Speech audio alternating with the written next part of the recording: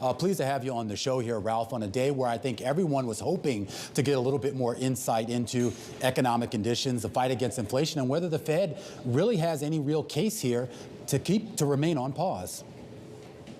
Well, I think we got a big non-surprise today, which left everybody uncertain. But I think the real issue here is, honestly, in my view, I don't believe that another 25 basis points of hike or the lack thereof will have really that much effect on the direction of the real economy. The real question I think that we all have to ask is what effect will the 500 basis points of hiking that we've already had have on the real economy, and that, of course, will ultimately affect the direction of the markets themselves. How in sync are the markets right now with the real economy? There's always sort of that catchphrase you always hear people saying that the market is not the economy and vice versa. But what is the correlation, at least from an investor's perspective?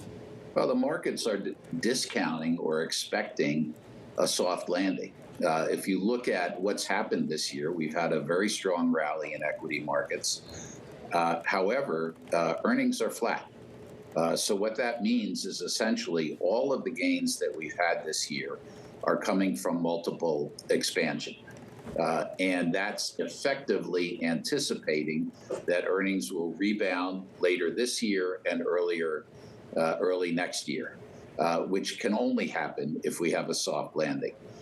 So for the market to stay where it is, much less to rally more, we really need that soft landing and a rebound in corporate earnings to justify the multiples that we have right now. Yeah, Ralph, it's a real head scratcher. We're not seeing a whole lot of slack in the labour markets, not seeing very much at all, in fact, and we are seeing inflation picking up again now. How, if at all, does that turn into rate cuts of any kind next year? Well, I'm not sure that it does, to be honest. I think that we have two powerful effects, some of which are pushing against each other in the economy right now. One is the powerful effect of 500 plus basis points of Fed increases in the Fed funds rate, which obviously will have a slowing effect on the economy, but a significant lag. The other effect is the remaining effect of the stimulus that was passed to offset COVID, which has been spent slowly by consumers, not immediately.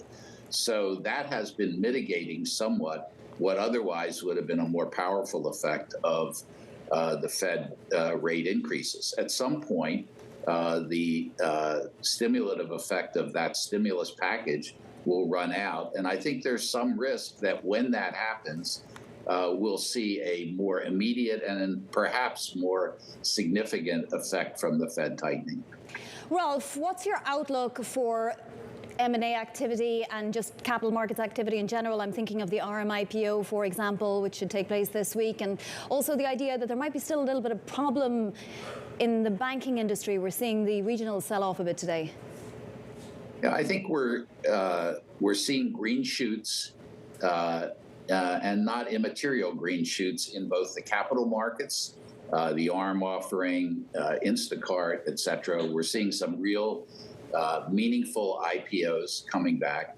And we're also seeing a real pickup in dialogue, both between strategics and on the part of private equity in the M&A markets. The impact of in the capital markets will be felt much more immediately because it doesn't take that long to gin up an IPO or a secondary offering, whereas it takes quite a bit longer for strategic discussions to come to fruition, to even announcement. And then, of course, it very often takes several months or quarters before they close. So in terms of the impact on the revenues of the banking business, the investment banking business, I think you'll see the pickup in equity markets and debt markets starting to be felt even in the third quarter and certainly in the fourth quarter, and M&A probably more reasonably early next year.